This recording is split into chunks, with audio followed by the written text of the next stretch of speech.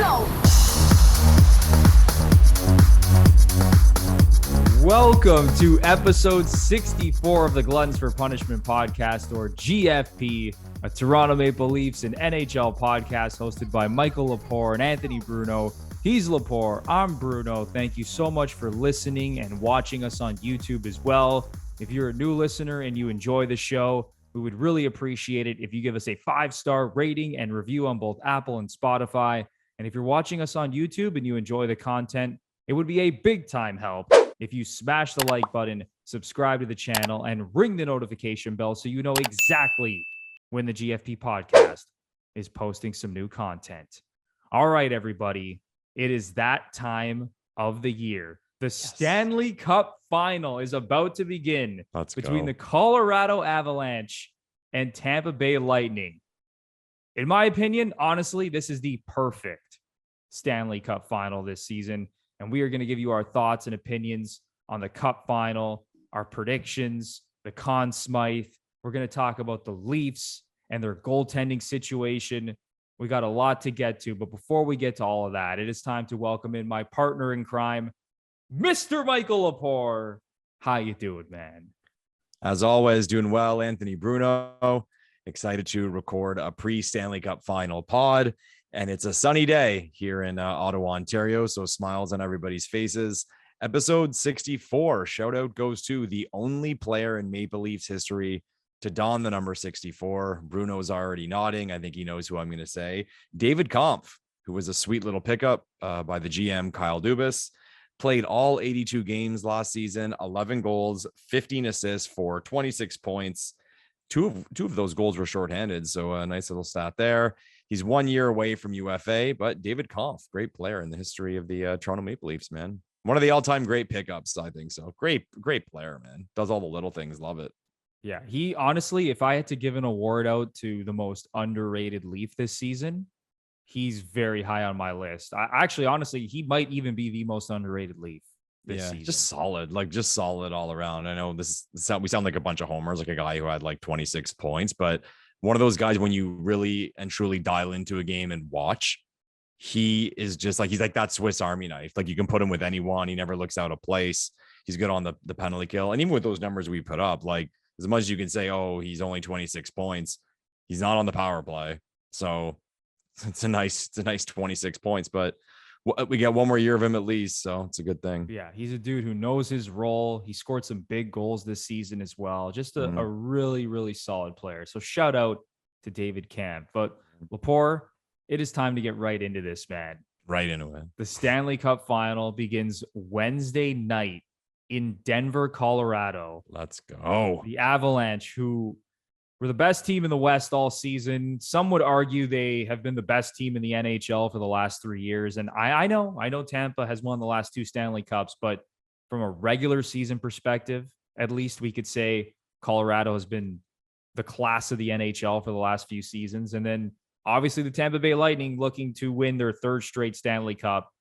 Like I said off the top of the show, I think this is the perfect Cup Final. Yeah. If you polled 100 hockey fans before the start of the playoffs and you said the Stanley Cup Final was going to be Colorado versus Tampa, I think 99 out of 100 would have been like, giddy up, let's go. Mm-hmm. This is going to be amazing.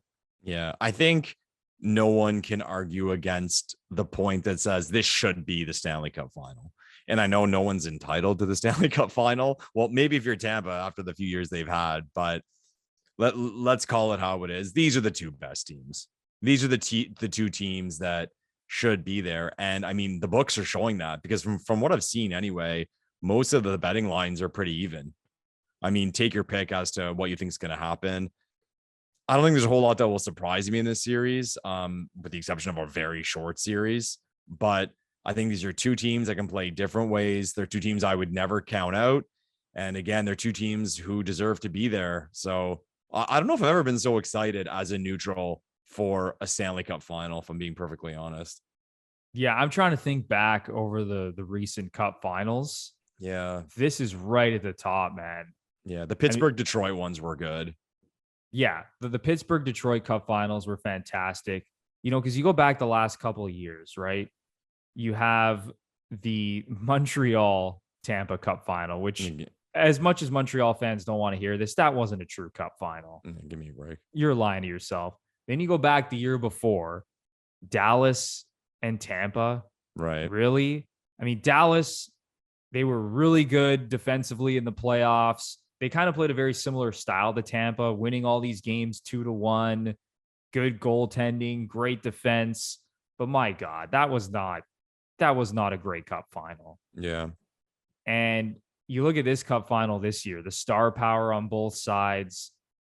It's just perfect, man. I don't think there's any other way to explain it.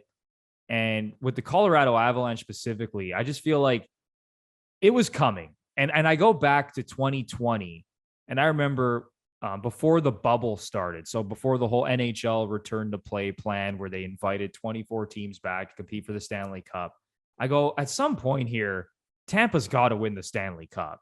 They've gotten so close. They get to they get to conference finals. They went to a Cup final against Chicago and lost, knocking on the door every season. They had just experienced that 4-game beatdown. I don't know if I want to call it a beatdown, but they got swept by the Columbus Blue Jackets. So I go, at some point, this team has been through the ringer. They've been so close. They're going to win a Cup. And eventually they pull it off, and now they're on the verge of winning 3 straight Cups. And then when I'm looking at this Colorado Avalanche team, I view them in the same light because this is a team that has been knocking on the door. Now, this team has not been to a conference final until this year, with this core specifically with McKinnon and Landeskog and Rantanen and Cale Makar, who's pretty fresh on the scene compared to those other guys I mentioned. But I view this team in the same light. This is a team that is so talented across the board. It's like at some point, this team has to break through and win a Stanley Cup, does it not? Well, you look at this most teams. It's just so like, what other team stacks up to this team really besides Tampa, and especially in the Western Conference? There's not a single team talent-wise that stacks up with this Avalanche team. Yeah, I guess. I mean, now that we think about it, again, how we said this is the final that kind of deserves to be the final. What teams could Colorado have played to come out of the East minus Tampa where they wouldn't be heavily favored, and vice versa for Tampa? Who could Tampa have played out of the West that you wouldn't be like, Tampa's going to win? I can't really think of one. Like, I'll even say, like, even the Leafs, and, you know, Leafs fans are taking some satisfaction from losing in 7 to Tampa. Now Tampa's in the final, but I would still consider us an underdog, like pretty significant underdog versus Colorado in the final. Could they win? I mean, yeah, but there's a lot of teams who could win if things go their way. But yeah, I don't see it. I mean, maybe people make an argument for Calgary. I mean, had Florida steamrolled through the Eastern Conference in the playoffs the way they did in the regular season, maybe. But even then, I'd still be picking Colorado. So I don't know. I mean, at the end of the day, like, it's, again, hindsight, right? Like, it seems so clear cut now, like what this final was going to be. But it's going to be awesome, man. It's going to be awesome. I can't wait. And I got a feeling it's going to be kind of like, because these teams are so good and so deep, it's going to be a series of like unsung heroes, like that, like middle of the lineup guy who gets like 2 overtime goals, or some defenseman who plays out of his mind after an injury and has to step up and play an extended amount of minutes. I'm excited, man. Like as a hockey fan, and we all should be at this. Like, hopefully it's something historic. And we'll go through our predictions. I'm going to predict something historic, but stoked, bro. Can't wait for Wednesday night.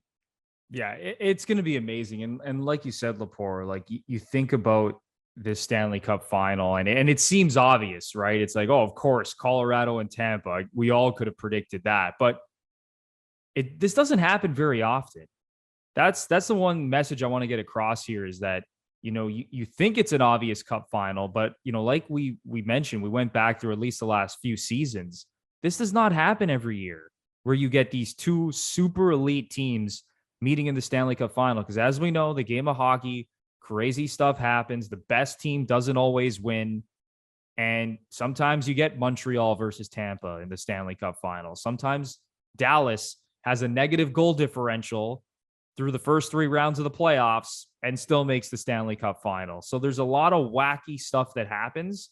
So it's so refreshing to see these 2 teams with Hall of Famers on both sides. And, you know, maybe you could tell me to pump the brakes about Colorado and some of their guys being in the Hall of Fame, but I mean, McKinnon, I would say, is probably going to be a lock for the Hall of Fame based on the trajectory he's on. Cale Makar, I mean, I know he's only been in the league like 3 years, but this guy looks like a surefire Hall of Famer. I mean, we can go down the list. I don't know how people feel about, I mean, I don't want to call Gabriel Landeskog a slam dunk Hall of Famer. Same thing with Mikko Rantanen, but we could at least say that McKinnon and Makar are on a trajectory to become Hall of Famers. And on the Tampa side, they already have like 5 Hall of Famers. Yeah, that team's based on the cups they've won and the stats that some of these guys have put up throughout their careers in the regular season. So when I look at it from that perspective, just so much talent on both sides. This is going to be an unreal cup final. Lepore, do you want to get right into these predictions? Well, before we do that, I want to ask you sort of like an opinion. This is pure opinion, and everyone comment down below with what you think. So one of 2 stories is going to be told here.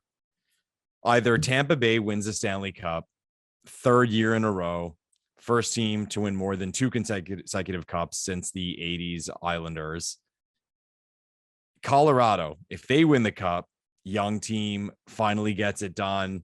As you mentioned, they've been knocking on the door. And for the storyline, it can't be better than slaying the dragon, Tampa Bay Lightning. Okay. Just for the history of hockey and what people will talk about, what's the better storyline? A three-peat in the Cap era and maybe the discussions of this Tampa team. And let's face it, if this Tampa team wins 3 Stanley Cups in a row in the Cap era, that's one of there's the argument comes along for, is this the greatest team we've ever seen? Because if we do look back and everyone's thinking like, whoa, like everyone's freaking out at what I just said. Okay, the Montreal Canadiens won 5 cups in a row. There were fewer teams in the league, and they had the right to the first pick out of the queue every year. They had an advantage over every team in the National Hockey League. I know Habs fans don't want to hear it, but it's the truth. And then you go say, like, even the Oilers, they won 4 to 5, they never won 3 in a row. The Islanders won 4 in a row, but again, like fewer teams, non-cap league. They'll be in that discussion. And I'm not sitting here saying that the Tampa Bay Lightning will be the greatest team we've ever seen, but in terms of an accomplishment, that's there. That is absolutely right there. So like that storyline's incredible. And Colorado finally getting it done is a great storyline too. And it's just what this would do for Nathan McKinnon and his legacy is what I keep coming back to. I just think of players in the history of the sport and how we've looked at them differently after they finally did get a cup. Like Sakic comes to mind. Obviously, Yzerman in Detroit after all the shit he took early in his career in the league when he was lighting it up, but people didn't think he was a 200-foot center. I mean, Sid won early enough that even Ovechkin, man. Like I always say, like imagine we were sitting here and Ovechkin didn't have a cup. Like the perspective on Alexander Ovechkin, so big for his legacy. Oh my God, we look at him so differently. McDavid, it's like we already put him on this pedestal. If you added a cup, oh my God, like it's just people would be arguing for Mount Rushmore if they're not already. So I just think the way McKinnon will be viewed, it's almost like a club that you get into. Like once you win the Stanley Cup as a leader of your team. I almost said captain, but I always forget he's not the captain. So I don't know. What do you think, Bruno? What's the better storyline? You work in media, Bruno? What's going to get more clicks, a three-peat or Colorado slaying the dragon? I think it's definitely the three-peat. Okay. Because as you mentioned, Lepore, this Tampa Bay team, and it might sound crazy, even though I'm sure if you're listening to this podcast, you've probably been listening to some other podcasts and radio shows, and some of those shows have been alluding to this Tampa Bay team, if they win, being among the greatest teams of all time. And it might sound crazy, but honestly, when you actually sit back and think about it, I think there's a lot of truth in it. I really do. If this team pulls off the three-peat, I don't want to go out and say they're the greatest team of all time, but I think you could easily put them in like the top 3 to 5 teams. Yeah, man, Cap era, man. Cap era. Like this is insane what this team is pulling off, especially like you just mentioned it, doing this in the Cap era. This is not an era where you can go out and just spend money on whoever the hell you want. Okay. This is an era where every single season, the good teams are losing good players because their good players are becoming unrestricted free agents. They don't have the financial room to re-sign a lot of these guys. If you're listening to this podcast, you're probably a Leaf fan like us, and you've seen the cap casualties the Leafs have had the last few seasons. And this team hasn't won anything. Think about it. The Leafs have won nothing, specifically in the Matthews era. And think about all the cap casualties we've already seen for this Leafs team. So for Tampa to retool every single year to keep that core together and find new pieces to get back to a third straight Stanley Cup final and to be on the verge of winning it, my God, if they pull off this three-peat, they're going to be right up there, Lepore. We have not seen a team win 3 cups in a row since the Islanders in 1983, and they won 4 in a row. Yeah. So, I think for the discussion too, what creeps in is like that all-time great conversation too. If Vasilevskiy wins a 3rd cup in a row with 2 Conn Smythe, if he wins the Conn Smythe, and again, that'd be one of those things where we don't realize how big it is because it's happening in the moment. No, that is historically crazy for a goalie to do. John Cooper, as a coach, let's face it, we rank coaches based on rings. He's got 3 and 3 in a row. It's a lot, man. Yeah, immediately actually, one of the greatest coaches of all time. I know with Cooper, and I mean, I could look this up and comment down below if someone has an answer. Maybe you know the answer, Bruno. I know Cooper I think he's a BC boy. He was born in Canada, but I think he has his dual citizenship. Has he ever coached on the national side at any level? So like say the Olympics, like would he coach Canada? I believe he has. Yeah. So would he coach Canada or the US is what I'm asking. Yeah. So he was born in Prince George, BC. There you go. I was right. Good BC boy, like Lepore. Looking at his international career. So he was an assistant coach for Team North America at the to make our answer even harder. He was an assistant coach for Team North America. What an idea that was. And he was okay. So I'm reading through and I'm just going through Wikipedia here. Hopefully this is correct. Yeah, never wrong. He was the head coach for Team Canada at the 2017 World Championship. Oh, there you go. So there you go. There you go. So and like my point, I assume he'd be the coach of Canada. Yeah. And he was, how are we forgetting this? He was actually named the head coach of Team Canada for the Olympic team. Okay. So that's what I'm like, was he named the head coach? I was thinking, but I couldn't remember if it was Canada or the USA. And again, like I remember reading that he was dual. But anyways, so yeah, I mean, a lot of stories are going to be told, but it's going to be awesome either way. And before we get to predictions and where we've been pushing this is a different one. Who do you want to win? Like, what narrative do you want to see? Who are you kind of inside? I know we're all neutrals, but inside, what do you want to see happen? I want to see the three-peat. Yeah, eh? Okay. I do. I just think from a storyline perspective, and you mentioned like, oh, Bruno, you work in the media and you like your storylines and all that. It's the Lightning winning 3 in a row. All the things we just talked about, thinking about John Cooper's legacy, Andrei Vasilevskiy's legacy, becoming arguably the greatest goalie of all time, the legacy of Captain Steven Stamkos, Nikita Kucherov, Victor Hedman. Is he now like one of the top 5 defensemen to ever play the game? Like there's just so many different storylines that could come out of this.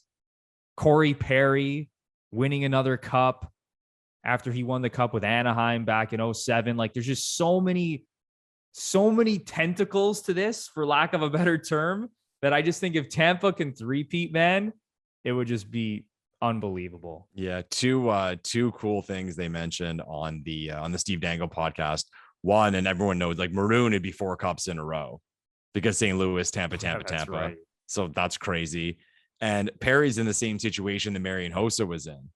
If you remember, Hossa lost in the final in Pittsburgh, and then in free agency signed with Detroit, and then they lost in the final, and then he signed with Chicago and got it done. Perry lost with Dallas, lost with Montreal, and is now trying to get it done with Tampa. It's another cool storyline and add a cup to the cabinet.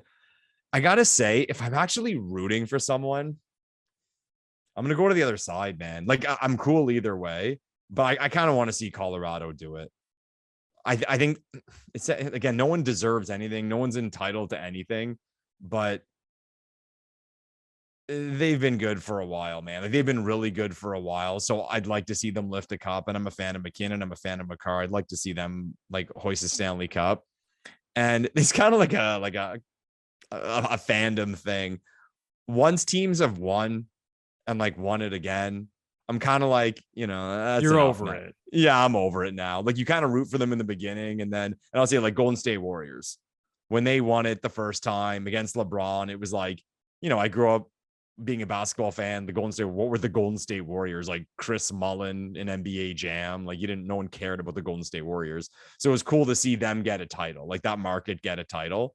Now I'm like, it's tough for me to root for the Celtics, but like I'm almost there because like, yeah, they've won enough and it has been a while since Boston won. So I don't know. So for me, and that's not to say I'm cheering against Tampa. I want to be clear about that. But for me, it'd be nice to see Colorado win. I mean, it's been 20 years since they won their 2001, last, I believe. Yeah, it was 2001. 2002 was Detroit.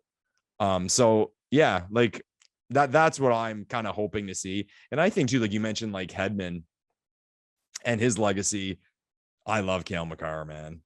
I love Cale Makar. We talked about like that exclusive club you get into once you win a Stanley Cup.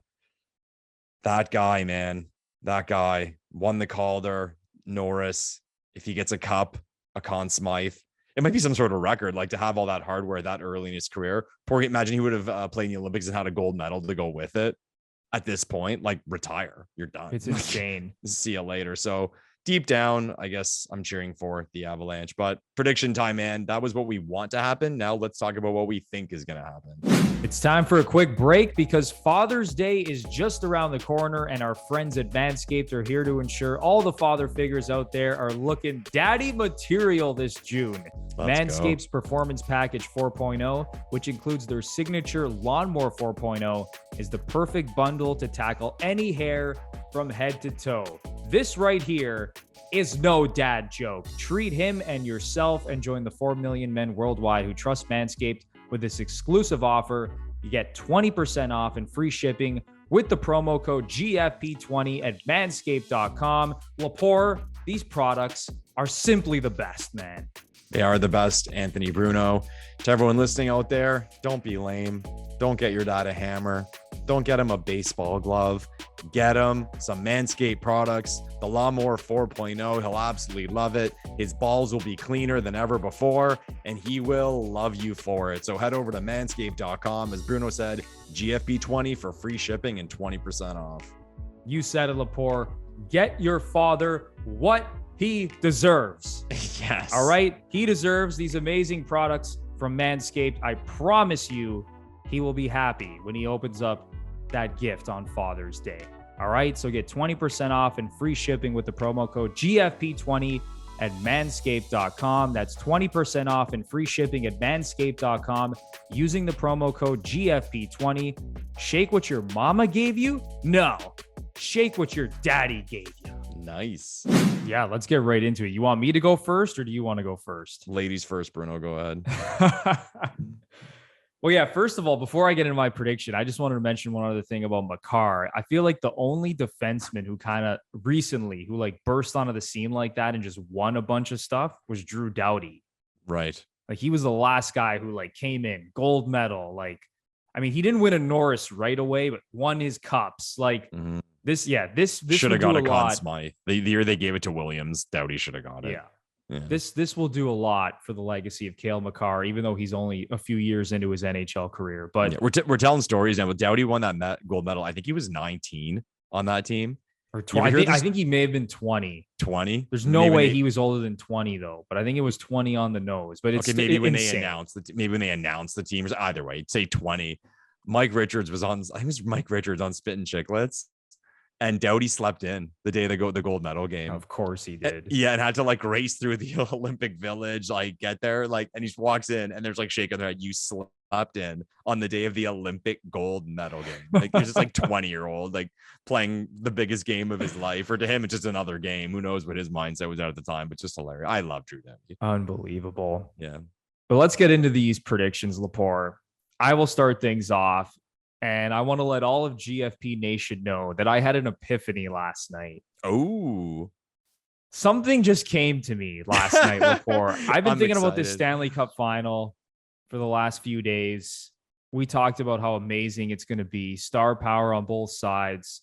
Two super elite teams. Two extremely well-deserving teams. But the more I thought about it, let me break this down. Okay. So going back to 2020, We're getting philosophical here. If you could see, if you're watching on YouTube, Bruno's body language.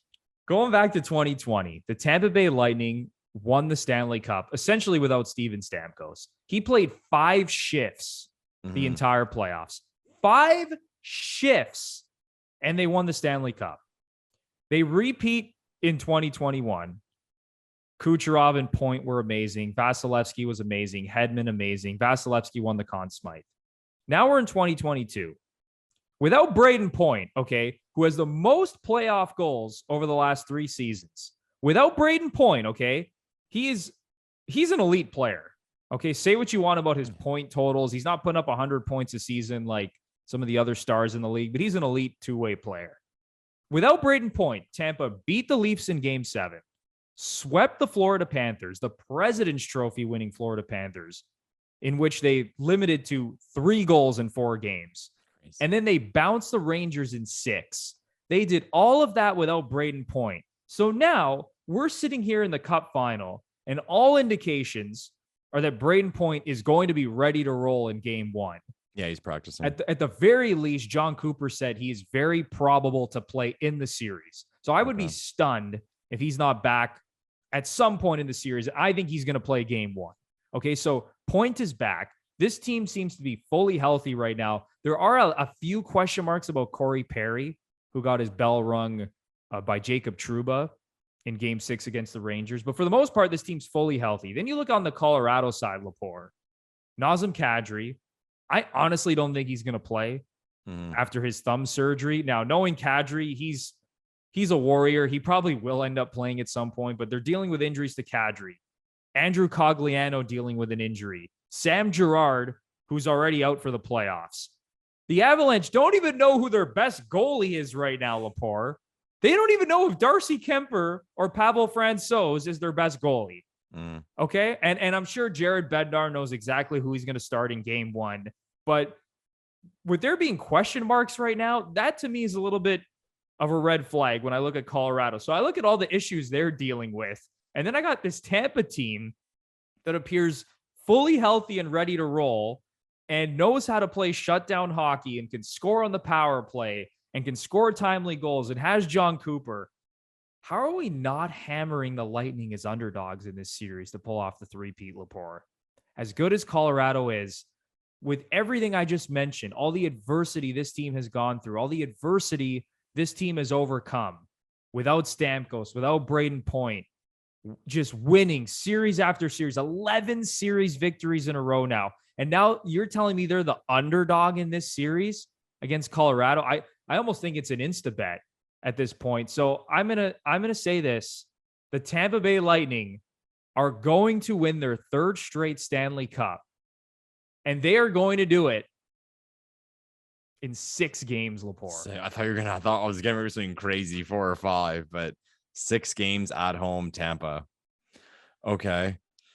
I mean, nothing you said was even argumentative. What is the line? You mentioned like as the underdog, like what are they paying out on a Tampa victory? So right now, to win the series, to win the Stanley Cup, the Tampa Bay Lightning are plus 155. That's a fucking joke. If you're the Colorado Avalanche are minus 175. That's a fucking joke. Like what universe are we living in here? Yeah, the smart money's on Tampa all day long, and when the Tampa's paying that, it's one of those weird things too with Tampa. And it has it has an explanation, but people know where I'm going with this. I do it on the other side, not bet for them, be my guest and bet against them. Like almost give me an explanation as to why you would bet against them. There's nothing logical as to why, like, you could argue Tampa's going to lose against anyone. Anyways, but it's tough for me to pick a winner in this one because I said the storylines are so good. I agree with everything you said. I totally agree. And Tampa, quote unquote, should win this based on health, based on experience, based on goaltending. But hockey's a weird sport. And we saw the Toronto Maple Leafs push this team to 7. And we saw the Rangers push this team to 6. And man, when the Rangers tied that game in Game 6, that was so exciting, man. I'm like, here we go. Like, I was so excited for overtime with the potential of that going to 7 games. but things went Tampa's way, as they always seem to do. Do you notice that winning goal? How now we're going to get into this, and it's kind of frustrated me. Here's the Leaf fan. How Trouba just let Stamkos blow right by him at his own blue line. He was gone. Like, after the goal how did they let them score 21 seconds after they tied the game? It was one of those, after that goal happened, it was like, how did Stamkos get so open? And then you watch, and he just blew right by Trouba. And I'll say it, I had the visions of, like, imagine that was Riley in that situation. You've been shit on all summer for years. You would have been shit on for that mistake anyways. Trouba cost them, man. He really did. But I'm hoping for a historic final, and I think we're going to see a historic final. So I am going to say that the Colorado Avalanche win the Stanley Cup in Game 7 in overtime. Wow. Yeah, I'm going all the way. Fireworks City, man. Yeah, Game 7 overtime in Denver. We're going all the way. Give me as much hockey as you possibly can. Maybe I'm getting greedy, but fuck it. I'm a hockey fan. I want to see it. Colorado, Game 7 at home, overtime. And of course, Arturi Lehkonen is going to score the Stanley Cup winning goal. I can't. Yeah, I was going to say that, like, Landeskog, the captain, gets it done. No, but it's going to be like, I don't know, some fourth liner. It's going to go off two knees. I mean, you're not going to beat Vasilevskiy with a real shot anyway. It's the only way you're going to beat him. So I like it, Lepore. And honestly, I was on Colorado pretty much, for the last few weeks, even going back to before the playoffs started. I knew I've been saying this for the last 3 years that Colorado's the best team in the NHL. But, yeah, they are. But the more I think about it, and especially over the last few nights, I was just kind of, I laid it all out for you guys. And I was just like, how can I bet against this Tampa Bay Lightning team? This doesn't make any sense, honestly, that they're a plus 155 underdog. Yeah. Like, how does that make any sense? Like, this should be closer to a coin flip. Yeah. Than it is. A big part of it, I mean, from a betting perspective, is home ice advantage. So, but that hasn't mattered at all for Tampa. No, Tampa doesn't give a shit. I mean, the game ones, they haven't looked good against the Rangers. They haven't had home ice the first 3 series, and it hasn't mattered at all. Yeah, I guess that's true. Look at that way. But the game ones, they got hammered in 2 of them. But we'll see what happens on Wednesday. And another reason why I like Tampa in Game 1 is because of this long layoff for Colorado. And we've now seen this. We've seen this in the NHL, the NBA recently, at least, where these teams that go through these long layoffs that are resting and you think they have the advantage, come Game 1, that's not necessarily the case. Yeah, of course. I think Tampa could clip this team in Game 1. But again, I mean, Colorado's just so good. They're so fast. They're so skilled. Would I be surprised if Colorado won the Stanley Cup? Absolutely not. I just, when I think about it and I go through everything that I talked about, I just cannot bring myself to bet against this Tampa Bay Lightning team. I refuse to do it. Tampa's going to win the cup in 6 games. The three-peat is on, Lepore. Awesome. You heard it here first. Awesome. Even too, like, with that line, you said it's plus 155. Step back a second. You get plus 155 on Vasilevskiy winning a series. Just that. Like you said, Instabet. Instabet. How are we not all, and I know we talked about this on the last show, parlaying Cale Makar to win the Conn Smythe with Colorado winning the cup. Like, how are we not all just parlaying Tampa to win the cup and Vasilevskiy to win the Conn Smythe? Yeah, no, absolutely bananas. But on the topic of Vasilevskiy, okay, like we talked about all these storylines. Tampa could get 3 in a row. Here's this guy. Like, his numbers are absolutely hilarious. Like, they always post those elimination game numbers where he essentially is impossible to score on. If Tampa wins this cup, is Andrei Vasilevskiy, I mean, I'm not even going to say, is he in the discussion for the best of all time? Because I think we're already there.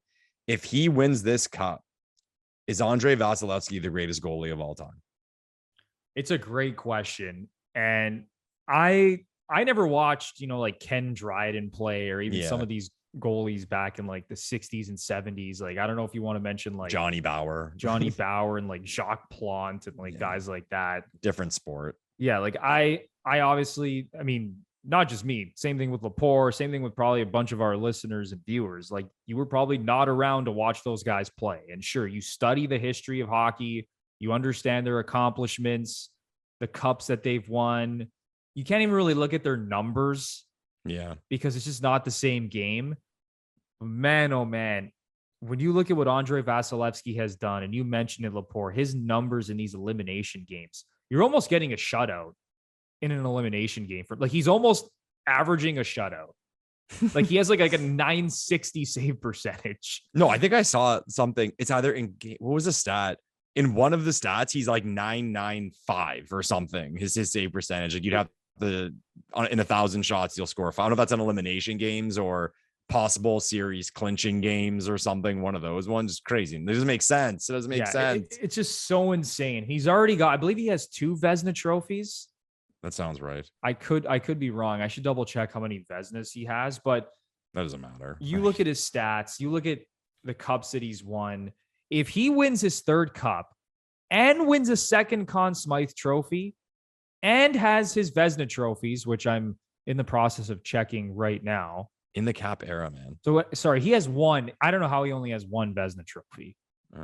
So he only has 1 Vezina. Oh, because they gave it to Fleury last year. That's why I remember that. Yeah, that's true. Hellebuck won the year before that. I believe Hellebuck's was well-deserved, though, based on his crazy numbers. year. How weird is that? Again, goalies, voodoo, and we'll get to that discussion in a little bit. Like Hellebuck won that feels like a million years ago. Yeah. That feels like a lifetime ago. Oh, my God. But yeah, I mean, you just look at it. So he's got 1 Vezina. He's going to have 3 cups, probably 2 Conn Smythe trophies, unless Kucherov or Stamkos are able to win the Conn Smythe. He's right there, man. You know what? I'm going to say it. He's the best goalie of all time at that point.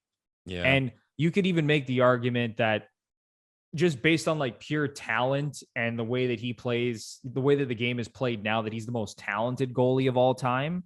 And I know Hasek was incredible. I'm a big Dominic Hasek fan, and I would have him as the GOAT unless Vasilevsky's able to pull this off. But honestly, even if he doesn't win the Stanley Cup this year, honestly, man, I mean, he's only 28 years old.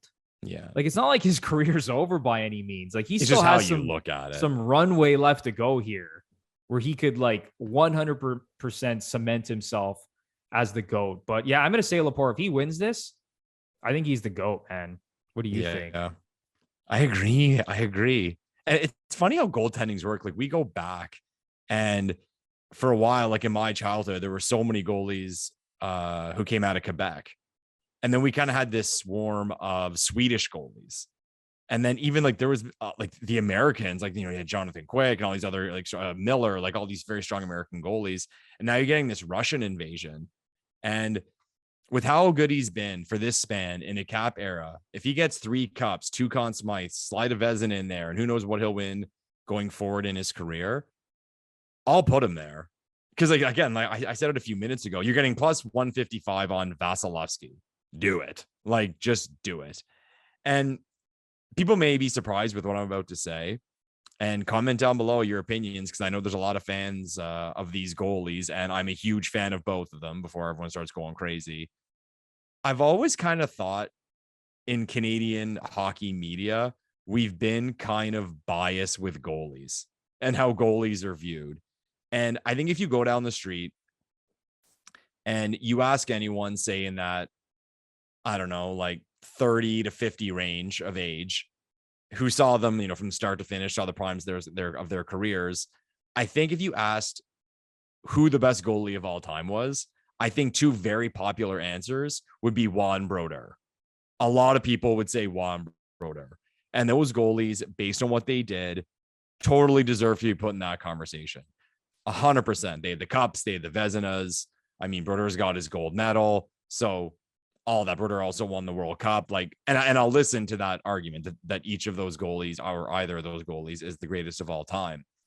But the way I've always kind of looked at it is, when you look at the data, when you look at their statistics, their save percentage, GAA, Dominic Hasek was bananas. If you look at that span of his prime, it's like a 4 or 5 year span. Hasek's save percentage did not make sense. I remember the big number was 1 year, and this is a higher scoring NHL. His GAA was under 2, and he was playing for the Sabres. Like, it was a one-man show. I had Buffalo beaten Dallas in that Stanley Cup final in 99. In the history of the sport, I don't think there would have been an example of a goalie just straight up winning it for his team, like top to bottom. No disrespect to that Sabres team, and they were well coached by Lindy Ruff, but No. Like that team would have won because of Dominic Hasek. And I mean, people are already yelling about Patrick Roy winning those cups with the Canadians. Yeah, for sure. But I think like goaltending being equal, I think those Canadian teams beat that Buffalo Sabres team quite easily. And then to Brodeur, I mean, again, like I'm a huge Marty Brodeur fan, absolutely enormous Marty Brodeur fan. Dead puck era. The team played a certain system, defensive coach, Stevens and Niedermeyer in front of him. A lot going for Brodeur there. Yeah, and again, like the gold medals, whatever. Like in your situation, and that would help the argument that he is the greatest of all time. And it's not his fault for winning, but like with Canada, you're supposed to win. So I almost think people will be very quick to point to those two, and I think it's a Canadian bias. I really do. And again, I'm not saying I will not listen to an argument that either one of those guys is not the best, but I find sometimes that we just kind of forget about Dominic Hasek, and I think. Had Vasilevskiy, I'm not gonna say Vasilevskiy doesn't get the attention he deserves. You know what I am gonna say? I don't think Vasilevskiy gets the attention he deserves. He doesn't get the love he deserves from the media. Had Marc-Andre Fleury done what Vasilevskiy has done, oh my God. Or he'd already Price for that matter. Oh, he'd already have the belt. Oh, Carey Price playing in Montreal, that market, he'd already have the belt. And that's just the way it is. Like, I mean, heck, if Matthews brings a cup to Toronto, people are gonna be arguing that he's better than Gretzky. Like, let's just say how it is. But I just think Vasilevskiy, he's an alien. Like there's a saying in footy, like, you know, Ronaldo, there's really good players and then there's Ronaldo and Messi because they're aliens. Vasilevsky's an alien. He is doing things like how I mentioned Hasek's save percentage when he was in his prime. These numbers that Vasilevskiy, these numbers he's putting up do not make sense when you compare it to the historical data of the sport. And what's so crazy to me is that there's a lot of luck in hockey, puck luck, bounces, all that. He's been in a lot of these elimination games. He's been in a lot of these series clinching games. You'd even think more would just like go in that he doesn't have a chance on, right? Like it's like, how have there not been more just like screenshots that pick the corner or gone off a knee or his own player or something? No, even with those, like there's something alien about this guy that you're not going to beat him. And I'm sure I mentioned our previous pod when the Leafs were down going into the third period, I knew we were done. Yeah. You're just terrified. I was like, we have to score the cheesiest goal ever. Cause I'm like, we're not going to beat him on a shot. Yeah. You can't beat him on a clean shot. And what's funny is that Vasilevskiy throughout that first round series wasn't even that good. Like when you look at his numbers as a whole, like he had a save percentage under 900, I believe. Bruno, he finished at. Why do you got to do this? The Leafs outscored Tampa over the course of that series. Vasilevskiy had a save percentage under 900, and the Leafs still found a way to lose the series. Now, why, Bruno? Because in the game 7, when it mattered, down by 1, we weren't going to get that goal. When it mattered, Vasilevskiy completely shut the door. Game 6, game 7, like starting from the game 6 overtime into game 7, like he was essentially unbeatable. I'd like to see his numbers. And I know you can't do this, but if you remove game 1, because we beat him for 5, like what was his numbers don't look nearly as bad. Yeah, he's over 900 for sure. And I mean, probably easily over 900, but I'll say, man, just when you look at the size of Vasilevskiy, the athleticism, how good he is technically, you really said it, Lepore, he's an alien. I mean, how many times have we seen a goalie that big, that athletic, that technically sound? Like he's insane. And when he wants to shut the door, it's essentially game over. Now, I will say this, the one thing going in Hasek's way in the GOAT conversation, he's got 6 Vezina trophies. Yeah, I know. People forget that. And doesn't he have? And he has 2 Hart trophies. I'll say, is it 2 or 3? I was going to say 2, and it was a 3. I think it was 2. Yeah. So he has 6 Vezinas, 2 Hart trophies, and 2 cups. Yeah. I don't believe he's won the Conn Smythe though, just based on my research now. Because I don't think he won the Conn Smythe. He only got it in Detroit when those teams were stacked. It was like that team they just stacked, so he didn't get it. Yeah. So I don't know, man. I mean, it's hard. It's damn hard to win 6 Vezina trophies. Like I'm not gonna shit on that accomplishment whatsoever. Like that is unbelievable. Even those Hart trophies, I remember them being like slam dunks. Like everyone knew, Hasek's going to win the Hart trophy. So maybe that's the only thing working against Vasilevskiy is that he doesn't have a Hart trophy. He doesn't have nearly as many Vezina trophies as Hasek, but I don't know, man. 3 cups, 2 Conn Smythes, the numbers in elimination games in the salary cap era.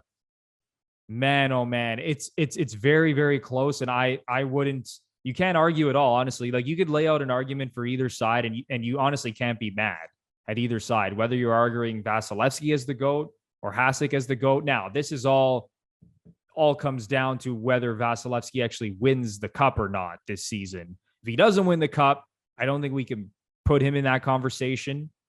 But I think if he does win the cup, you could easily make an argument that he is the greatest goalie of all time. How about the Conn Smythe, Lepore? I want to look it up though quickly with Vasilevskiy, because he was drafted in the first by Tampa. Yeah, he was drafted at 19, but I'm pretty sure Tampa picked somebody before him. Yeah, Slater Kokek. Oh so if you want to know that if you need luck in drafting and all that stuff, at 10th overall, the Tampa Bay Lightning selected out of the Peterborough Petes of the OHL, Slater Kokek. And then it was at 19. Andrei, I think it might be Slater Cuckoo. How you pronounce that's that, you know what? When I hear it out loud, I'm like, yeah, it's Cuckoo, which is how I read it. So yeah, Lepore can't read. And honestly, I wouldn't have believed you if you told me that they drafted Slater Cuckoo earlier in the first round, the same year they drafted Vasilevskiy. I would have told you were lying, but I'm looking at it right now. Yeah. And it actually happened. Oh my Lord. What are the other bounces they got? So there's that one. They picked someone ahead of him. Even Lidstrom. Lidstrom was a second rounder. The Red Wings selected he went like 52nd overall. Mike Sillinger, the greatest defenseman that ever lived. Yeah, and then that's the argument I always make when people always used to argue about the Red Wings scouting. I say, well, no, they drafted Lidstrom in the second round, Sillinger in the first round. That means they thought Sillinger was better. Yeah. And then how Datsuk and Zetterberg fell to rounds 5 and 7. It's like, well, they wouldn't have waited that long. Like, had they know what they had. And even with Tampa, it was at point was a late second rounder, and like Kucherov was a third rounder. Was it the other way around? But yeah, Kucherov was a second rounder and Point was a third rounder. Yeah, just absurd. Awesome. Yeah. But Lepore, Conn Smythe. Do you still think it's Cale Makar? Because we talked about it on the last show. Mm-hmm. We're like, we got to hammer Cale Makar and the Avalanche to win the cup. Parlay that, and you're running to the bank. Yeah. But now with Tampa being in the cup final, I think it would have been a lot more comfortable to do that if it was the Rangers in the cup final. But now with Tampa lurking, you have Vasilevskiy, Kucherov, Stamkos even has an outside chance to win the Conn Smythe, because there hasn't been a forward on Tampa who's like totally separated themselves. Yeah. And Hedman seems to not be in the running this year. As good as Hedman is, we all know how incredible he is. He doesn't seem to be in the running this year. So you would think it would be Vasilevskiy who would win the Conn Smythe if Tampa wins the cup, but maybe Steven Stamkos at 14-1 has 9 goals. You know, maybe he has a big cup final. Anyway, there's still a lot that could happen, but are you still riding with Cale Makar for this? Yeah, I am. I picked the Avalanche to win the Stanley Cup. So I think it's only right for me to pick an Avs player to win the Conn Smythe Trophy. And I'll say it, I put my money where my mouth was. I laid a bet on Cale Makar during the conference finals. So I'm sticking with it. Cale Makar adds to the hardware. Conn Smythe Trophy winner. Who you got, Bruno? I guess you got to pick a Tampa player, considering you picked the Lightning. Yeah, I do have Tampa Bay winning the cup. I don't think it's going to be Nikita Kucherov, because right now, based on the book that I'm looking at, Kucherov has the shortest odds of all Tampa players at plus 375. I don't think he's going to win the Conn Smythe. He might, but I don't think he will. Next up is Vasilevskiy at plus 400, and then Steven Stamkos at plus 1400. Wait a second. Vasilevsky's plus 400 for the Conn Smythe? Yes, he's 4-1 to win the Conn Smythe Trophy. Why? Oh, look at Lepore. He's ready. He's ready to put in another bet. No, He's but seriously, hedge right now. At the end of the day, Tampa, like the way I see it, Tampa's, you said plus 155 to win the cup. I mean, to me, it's like that's 4-1. That's a stupid bet. Then now I'd say no. Now you just bet Vasilevskiy for the Conn Smythe. Like, or sorry, yeah, it's like I don't see that. I almost don't. At this point, they announced the Conn Smythe Trophy winner today for Tampa. It's Vasilevskiy, right? We'd all agree. 100%. So then why is it plus 400? Maybe the only explanation I have is, well, first of all, the books obviously think that Colorado's going to win the cup. But second of all, they think maybe Colorado is so high powered offensively that it's going to be tough for Vasilevskiy to put up the numbers that he's been putting up in some of these other series. You're saying even if they win? No, I'm just saying, like, well, to me, like, why does Kucherov have the shortest odds of all these Tampa players? Like, how does that make sense? I think this is one of those things where, like, they try to make like the popular bet. Like Kucherov's the scorer, the forward, the whatever. So they think people will go that way. So the odds aren't as good. Man, Vasilevskiy, like, that's the bet. 100%. 100% that's the bet. 4-1. And you just talked about how Colorado's a high flying goal scoring team. Well, Vasilevskiy's gonna have to be good for Tampa Bay to win. He's not gonna play poorly. Like, how I said nothing will surprise me in this series. That's the one thing that would surprise me. Vasilevskiy just gets lit up and doesn't play well. But man, that is a bet and a half. Like, I wouldn't be surprised if, especially one of these games in Denver, if Vasilevskiy just gets lit up for like 4 or 5 goals. Like, I would not be surprised at all, because we've seen that. We saw that's my prediction for game. That's my prediction for game 1. Happen against the Rangers, right? But throughout the course of the series, when this guy settles in, I mean, it's game over. So yeah, that would be my bet right now. Would be Andrei Vasilevskiy to win the Conn Smythe. Of course, because I have Tampa Bay winning the Stanley Cup. But Lepore, is there anything else you want to get off your chest before the start of the Stanley Cup Final? Oh, I'm sure everyone can tell in my voice that I'm very excited. Going to sit back and enjoy a 7-game show. Hopefully lots of overtimes, lots of close games, lots of drama. Let's see a war. I think both these teams are capable of that. It sucks Kadri's most likely out for the series, because that would have added fuel to the fire. But you have characters. I mean, we got Maroon and Perry on Tampa, so they'll be quick to stir shit. I can't wait, man. I think it's going to be historically good. I really do. I hope so. Give us a historically great Stanley Cup Final. Hockey fans are ready for this. 2 amazing teams. It's gonna be sick, Lepore. Yeah. It's gonna be so sick. All right, man. Let's move on to some Leafs talk now before we close out this podcast. We got to talk about the goalie situation, because there were reports recently. Nick Alberga on Twitter, and I believe a couple other guys were on this as well, reporting that John Gibson has essentially notified the Anaheim Ducks that he's open to a trade. He has 5 years left on his deal at $6.4 million a season. And immediately Leafs Twitter's like, John Gibson, wouldn't he look great in the blue and white? Leafs Twitter reacted to the possibility of adding a good player. Shocking. Oh my goodness. Yeah. Leafs Twitter, you knew they were going to eat that up. So now everyone's thinking that the Leafs are going to try to make a move for John Gibson. Jack Campbell, of course, is an unrestricted free agent. Peter Mrazek, the worst goalie of all time, is still on the books for 2 more years with the Toronto Maple Leafs. So what the hell is going on with this goaltending situation, Lepore? This was a hell of a segue coming off of Vasilevskiy discussion. Eh? We go from talking about Andrei Vasilevskiy, arguably being the greatest goalie of all time, to the Leafs going into next season with Peter Mrazek under having contract, to trade something away to get rid of our goalie. Who the starter is going to be. Awesome. Woo. What a disaster. What do you think? Like, is Campbell? I mean, we've talked about Campbell before, but do you think he's coming back? Like, what do you make of this John Gibson news? Like, is there a chance the Leafs go after him? What the hell is going to happen? Who's going to be the starting goalie for this team? Game 1 next season.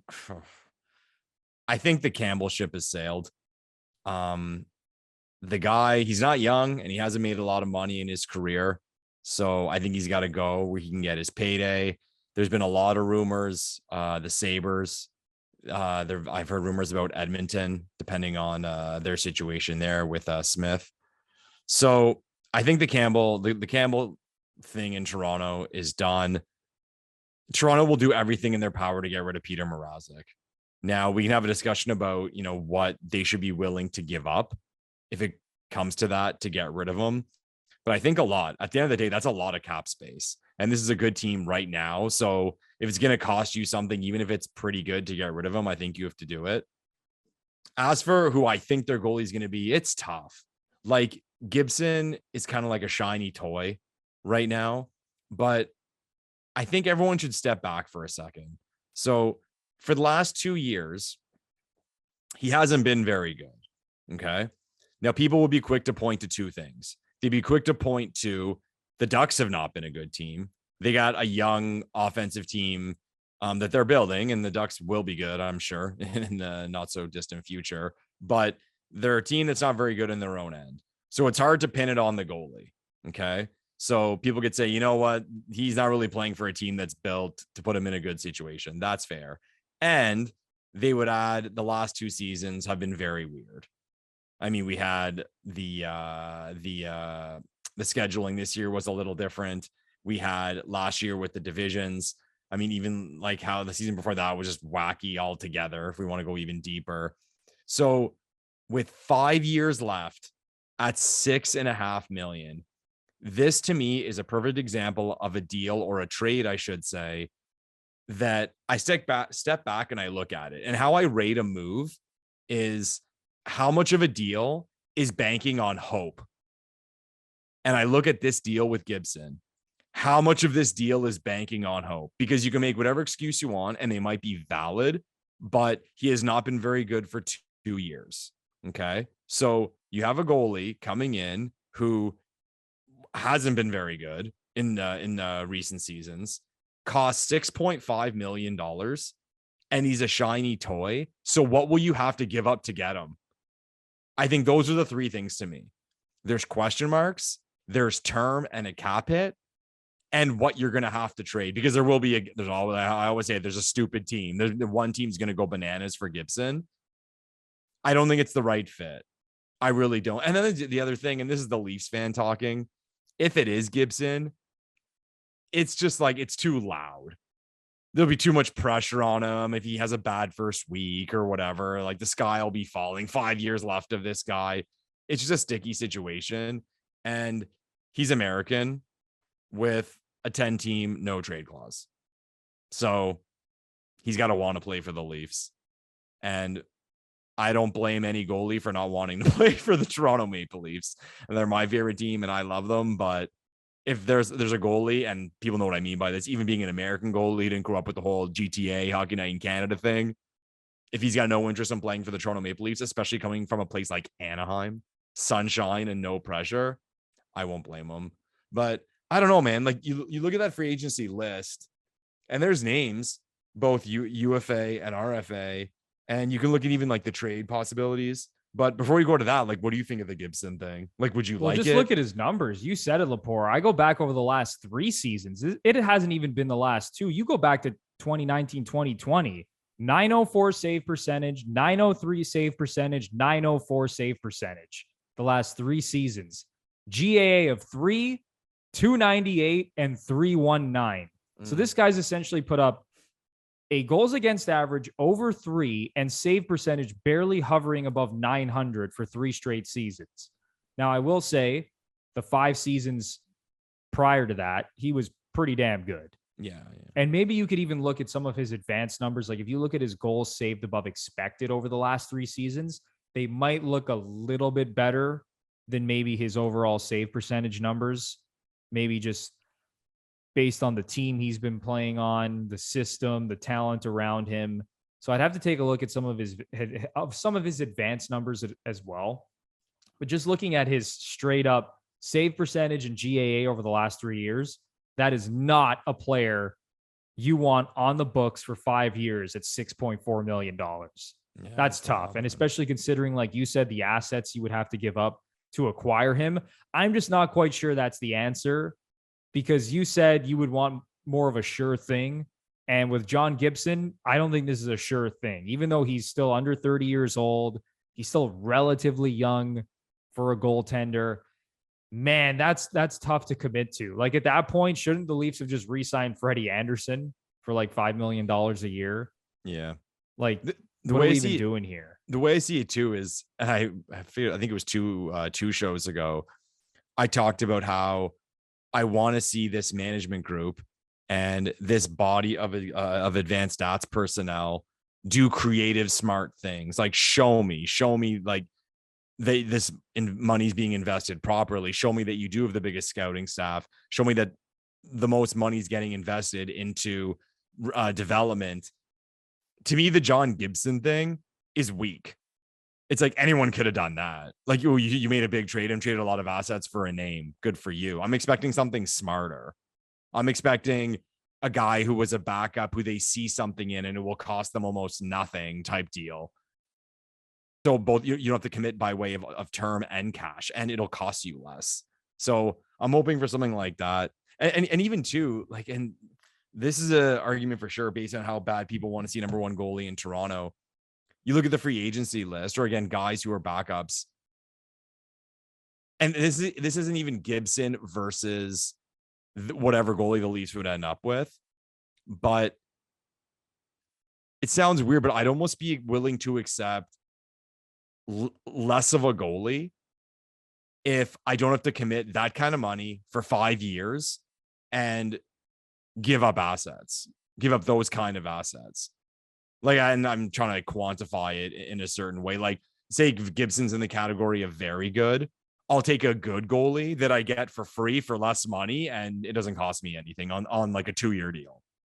It's tough because there's probably a lot of people yelling at you and I right now but look, like, how can you win a Stanley Cup without a good goalie? Look what Vasilevsky's done the last 3 years. How are the Leafs going to win anything with Jack Campbell or Peter Mrazek or one of these, let's say B tier goalies in free agency? Like, how can they possibly win a Stanley Cup?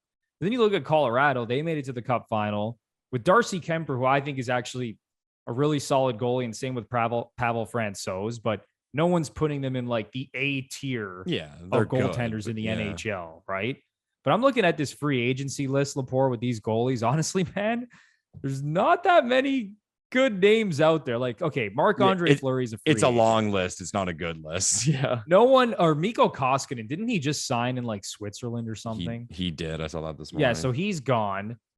And then looking at some other names here, Darcy Kemper is an unrestricted free agent. Maybe he's going to win a Stanley Cup in the next couple of weeks.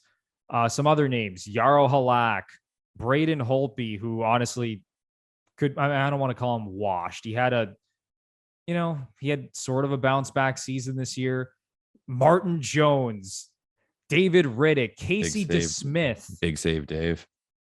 Casey DeSmith is pretty intriguing because he's been pretty solid for the Pittsburgh Penguins. But I mean, you go down that list. I mean, those are really the top guys. Yeah. Two that have jumped out to me, and I've heard a little buzz, is from the Coyotes, Vamelka, and from the Flames of Vladar. Those are two names like good backups that people may see potential. They could be number one goalies in the NHL. But again, like you're taking a chance. But to me, I think I'm almost not picking a side with it. No, I am picking a side. I'm saying I don't want to give up a crazy amount for a goalie, because any goalie that you get, there's going to be a lot of risks and question marks, and it's a short series. And I know people don't want to hear this. You always hear this saying like, oh, like goalies are voodoo. The Toronto Maple Leafs are run heavily on advanced statistics. Most of the geeks say you shouldn't spend on a goalie because it's too haywire. In most cases, it's too volatile. Like here we talk about, Vasilevskiy. It's like, yeah, we'll go get one of those. Yeah, he's a unicorn. Like we literally just said he's maybe the best goalie of all time. Like not even in the league. Or like, get Shesterkin.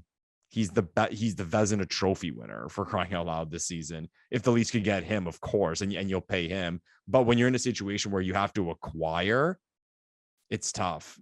It's tough. Yeah, so you'd rather draft and develop or find these guys in Europe or something like that, right? Yeah. Like imagine right now, I was telling someone the other day, imagine right now the Leafs just had a capable average goalie on an entry-level deal.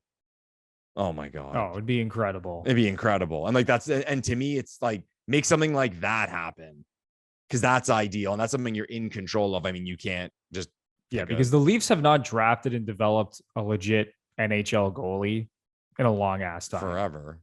Forever. So that's what this team needs to be focusing on, as opposed to spending assets on John Gibson, who hasn't been good for 3 years and comes in at $6.4 million for the next 5 years, and you have no idea what he's going to give you. Like that could completely blow up in their face. So I think we're officially shooting down the John Gibson rumors here on the GFP podcast. I mean, I'm almost surprised, and I don't know, maybe we just haven't seen enough.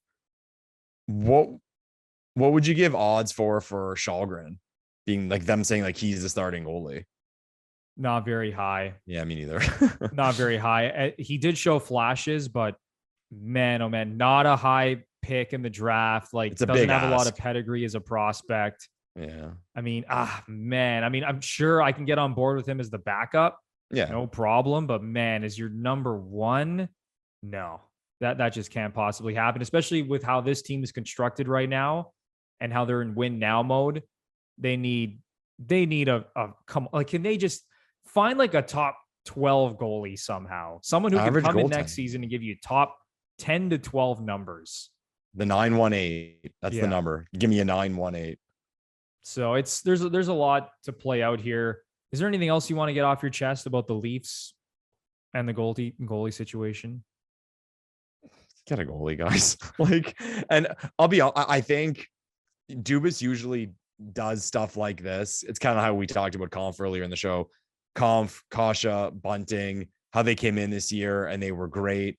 I'm expecting something out of left field. I'm expecting, like, he's like, oh, get Fleury. Like, they're not going to do that. Or like make this big trade for Gibson.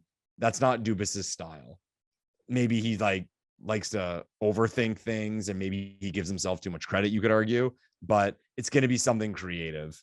I really think it's going to be a name that no one's really bringing up, but when it happens, we'll be like, oh, okay. And like, I'm open to that. Like, I think it's going to be one of those, if I'm being fair. Like, what's your prediction? Yeah, I hope the creativity isn't, we're going to sign Peter Mrazek to a 3-year deal, another one of those. But I do agree with you. I do think that they will get creative and maybe try to acquire a goalie who's under contract, who's a little bit more low key, who's younger even.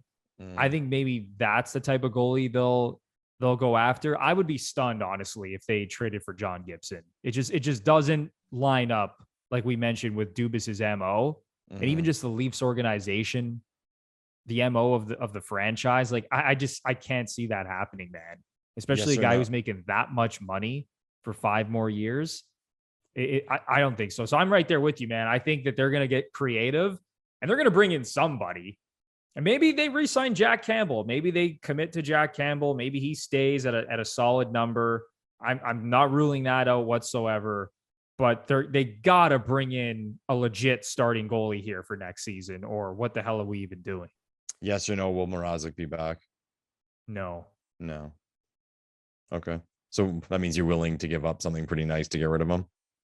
Yeah. They're going to do whatever they can, I think, to get rid of Peter Mrazek in that contract. Yeah, they got to find a team who needs salary. is what they got to find. I mean, Arizona's taking a lot of shit, so they just might be dump everyone on Arizona. Nick they're Ritchie, down. Peter Arizona's Mrazek. down. Like, I remember us having the discussion of what's going to be harder to get rid of, Ritchie or Mrazek. We were able to pull off one. So come on, one more, Kyle, make it happen. One more time, Kyle. One more time. All right, Lepore, that is going to do it for episode 64 of the Gluttons For Punishment podcast. It was a great episode. We gave you our cup predictions. Lepore's on Colorado. I'm on the Lightning. We both think that the Leafs aren't going to get John Gibson, but please leave us your comments down below on everything we said on this podcast. And whether you agree or disagree, we would love to hear from you. But we cannot wait for the start of the Stanley Cup Final. We will be here to break it down as the series goes on, after the series, and then obviously heading into the draft and free agency. The GFP Podcast has you covered. So for Michael Lepore, I'm Anthony Bruno, and we will see you guys in the next one.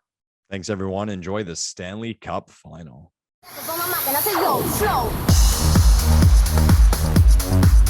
flow.